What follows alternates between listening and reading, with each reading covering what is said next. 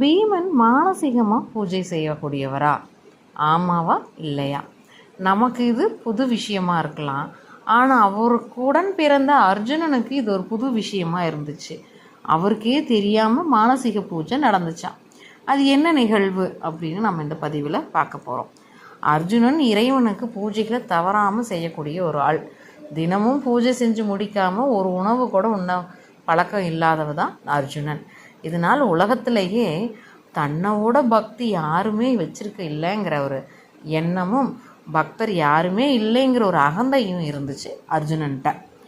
பீமனை பார்க்கும்போதெல்லாம் இவன் பூஜைகள்லாம் எதுவுமே செய்கிறதில்ல, எந்த நேரம் தூங்குறதும் சாப்பிட்றதுமே ஆர்வம் காட்டுறான்னு நினச்சி நகைப்பார் அர்ஜுனன். இதனை அறிந்த கிருஷ்ணர் அர்ஜுனனிடம் இந்த அகந்தையை போக வைக்கணும், அதற்கு சந்தர்ப்பம் அமையணும்னு காத்துட்டு இருந்தார். சந்தர்ப்பமும் அமைஞ்சுது. பாரத போரில் தாங்கள் வெற்றி பெற வேண்டும் என நினைத்த அர்ஜுனன் அதற்கு வழி காட்டுமாறு கிருஷ்ணரை போய் அணுகிறார். சிவபெருமானை சந்தித்து அவரோட ஆசி பெற்று வரலாமான்னு அர்ஜுனனை கைலை மலைக்கு அழைச்சிட்டு போகிறார் கிருஷ்ணர். பனியால் மூடப்பட்டிருந்த கைலை மலை பகுதியில் புல் பூண்டு கூட முளைக்காது.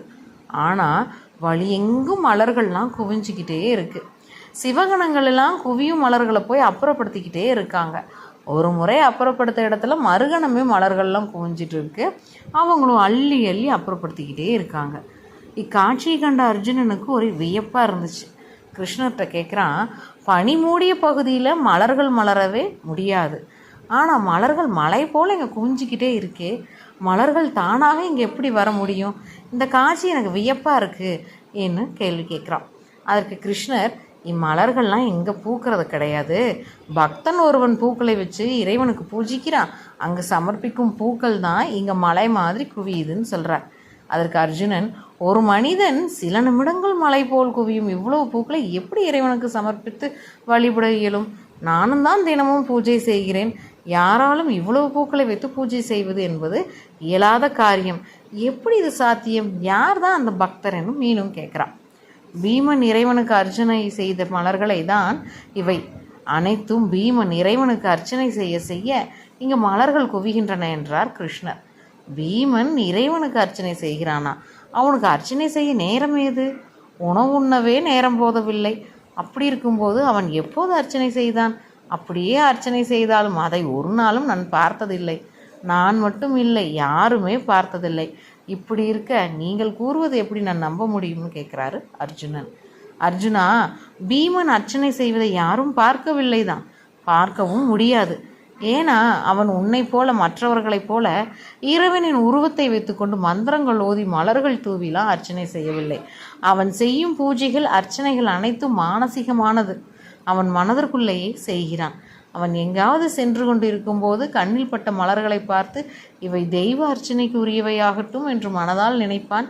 உடனே அந்த மலர்கள் அனைத்தும் இங்கே வந்து மலைமலையாக குவிந்துவிடும். மற்றவர்கள் நினைப்பது போல் பீமன் சாப்பிட்டு கொண்டிருப்பவன் அல்ல, சிறந்த தெய்வ பக்த ஆஞ்சநேய அம்சம் கொண்டவன். ஆஞ்சநேயரின் ராமபக்தி உலகத்துக்கே தெரிஞ்சது தான். பக்தியில் பீமனோட உன்னையும் ஒப்பிடும்போது நீ பக்தனே அல்ல அர்ஜுனா. சிறந்த பக்தனான பீமனை நீ அடிக்கடி ஏளனம் செய்வதை நான் தெரிந்து வைத்திருக்கிறேன். இனியாவது ஏளனம் செய்வதை விட்டுவிட்டு நீதான் சிறந்த பக்தன் என்ற அகந்தையும் உன்னிடம் உள்ளது. இறை பக்திக்கு பெரும் தடையாக இருப்பதே அகந்தைதான். உன்னுடைய அகந்தையை விட்டுவிடு என்றார் கிருஷ்ணர். இந்த உபதேசத்தையெல்லாம் கேட்ட அர்ஜுனன், இனிமேல் நான் அகந்தை என்னும் அரக்கனை இல்லாமல் செய்து விடுகிறேன் என்று முடிவெடுத்து அர்ஜுனன் அன்று முதல் பீமனிடம் மிகவும் பணிவாக நடந்து கொண்டான்.